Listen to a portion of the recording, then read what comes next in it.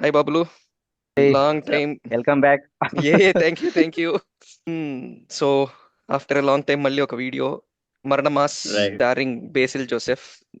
So ఎట్లా అనిపించింది మీకు? What is the story line DT?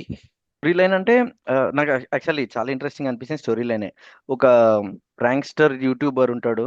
వాడు ఒక మర్డర్ కేసులో ఒక సీరియల్ కిల్లర్ దాంట్లో ఇన్వాల్వ్ అవుతాడు. ఇది ఒక సింగిల్ పాయింట్ లైన్ ఎంత ఇంట్రెస్టింగ్ అనిపించింది అంటే, అరే బాబు ఇది అసలు మంచి థ్రిల్లర్ అవుతుంది అనుకున్నా. బాసిల్ జోసెఫ్ అన్న తర్వాత ఆబ్వియస్లీ కామెడీ ఉంటుంది ఇందులో. కామెడీ థ్రిల్లర్ అయి ఉంటుంది అని ఎక్స్పెక్ట్ చేసిండే నేను. కైండ్ ఆఫ్ ఈ టూ జానర్స్ ఉంటాయి మోస్ట్లీ మూవీలో. నాదే అంతే. ఫస్ట్ ట్రైలర్ చూడంగానే బెసిల్ జోసెఫ్ అసలు కలర్డ్ హెయిర్ చూడంగానే ఓకే ఫైన్, ఇటు మళ్ళీ ఇంకో పిచ్ క్యారెక్టర్ తో దిగుతున్నాడు, బాగా ఎంటర్టైన్ చేస్తాడన్న ఇదితోనే స్టార్ట్ చేశాను నేను. Okay, to some extent entertainment ఉంది, కానీ సేమ్ ప్రాబ్లం నాకు. అదే వీళ్ళు thrillers, serial killer thriller kind of mode లో తీసుకెళ్లి ఓ పాయింట్ లో బాగా క్లమ్జీగా తయారు చేస్తున్నారన్న ఫీలింగ్ వచ్చేసింది నాకు. కేయాటిక్ ఉండి నాకు నీకు ఆర్గనైజ్డ్ కేయాస్ ఉంటే పర్లేదు, ఇది చాలా డిజార్గనైజ్డ్ కేయాస్ లాగా అనిపించింది నాకు. అవును. దీనికి మెయిన్ రీజన్ ఏంటంటే, అంటే ఆబ్వియస్లీ ఇలాంటి బ్లెండ్ ఉన్న సినిమాల్లో ఏమవుతుందంటే, ఒక సైడ్ అంతా సీరియస్ నోట్లు వెళ్తుంటది, ఒక సైడ్ కామెడీ రైట్. మధ్య మధ్యలో మిక్స్ చేయడమో, క్లైమాక్స్ లో మిక్స్ చేయడమో ఇలాంటివి చూస్తుంటాం. దీంట్లో కామెడీ ఇది అన్ని కలిపి ఒకే ట్రాక్ లో వెళ్తుంటాయి.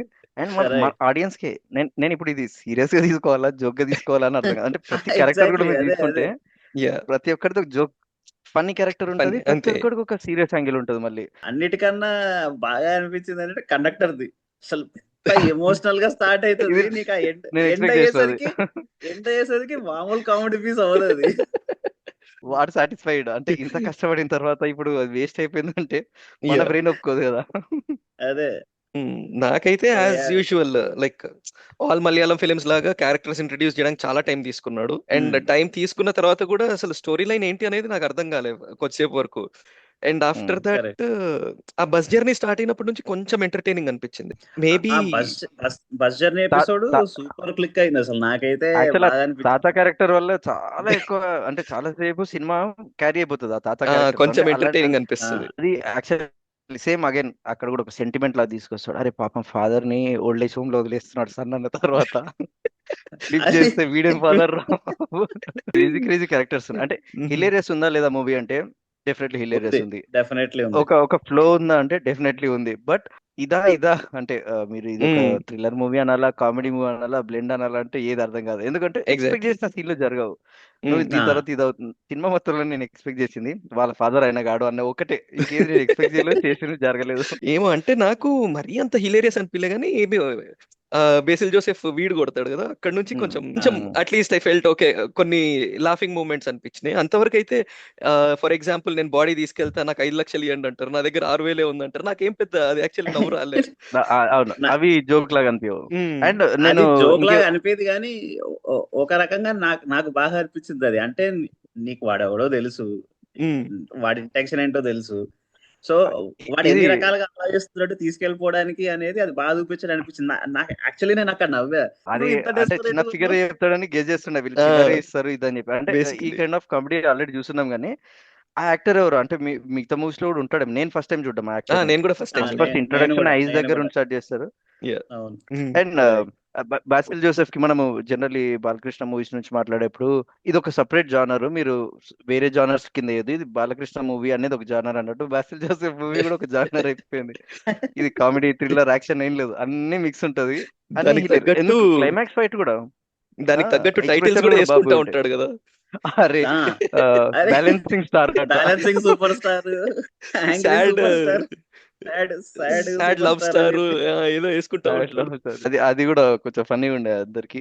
అండ్ మీరు ఈ పోలీస్ ఆఫీసర్ ఈయనేనా మన పసివాడి ప్రాణంలో యా ఉంటాడు? యా ఆయనే యా. ఆయనే ఆయననే కదా.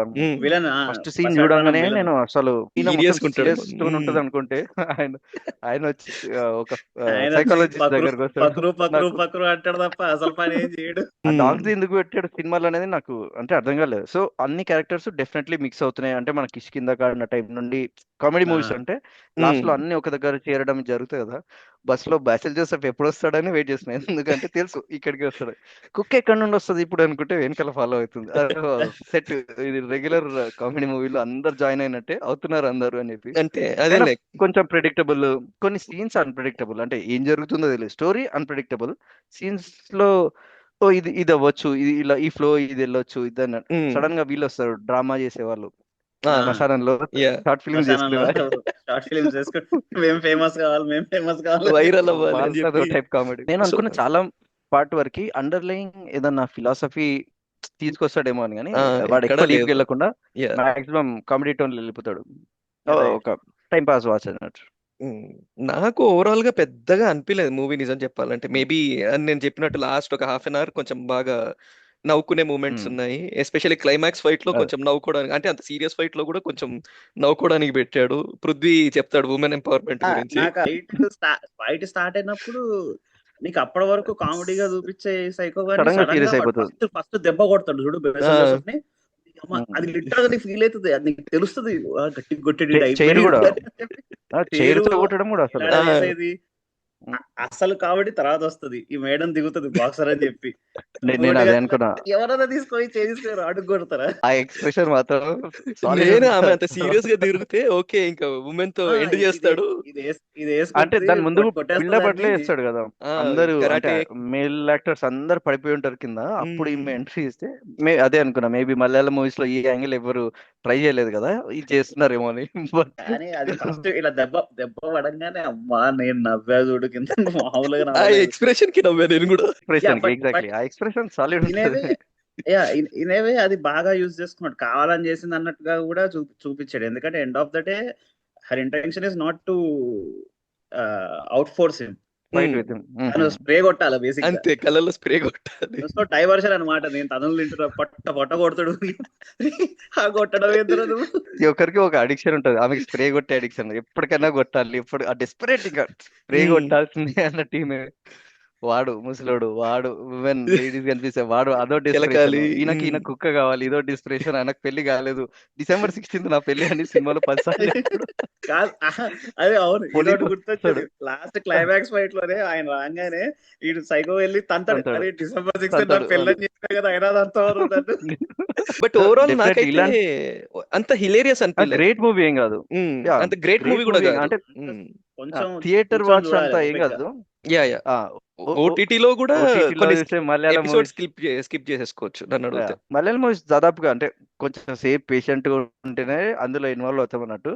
ఒక half an hour right. 40 minutes అయిన తర్వాత ఎంటర్ అయినోడికి ఏం సినిమా రైతు చూసి వీళ్ళు ఎందుకు నవ్వుతున్నారో అనిపిస్తుంది. ఆ, ఆల్రెడీ ఆ 30-40 minutes స్పెండ్ చేసినోడికి వాడు ఎంజాయ్ చేస్తుంటాడు కైండ్ ఆఫ్ మూవీ. ఆ రైట్. స్లాట్ లో పడుతుంది. సూపర్ హిలేరియస్ మూవీ కాదు, సూపర్ వెల్ రిటర్న్ అనలేము, వెల్ ఎగ్జిక్యూటెడ్ అనలేము, కానీ ఓవరాల్ గా అన్నిట్లో check boxes. This is okay, this is okay, okay అంతే, జస్ట్ ఓకే. చెక్ అయితే చేస్తుంది. ఓవరాల్ గా అన్నిట్లో కూర్చొని ఒక మూవీ చూడాలి అంటే ఓకే, కూర్చొని చూడండి, టైం పాస్. మీరు మాట్లాడుకుంటూ ఒకసారి స్క్రీన్ వైపు చూసి మధ్యలో నవ్వుకుంటా అంటే okay. Exactly, something like that for me. Just definitely okay watch. So that is Marana Mass. మళ్ళీ నెక్స్ట్ వీడియో కలుద్దాం. Till then, bye bye. Bye bye guys.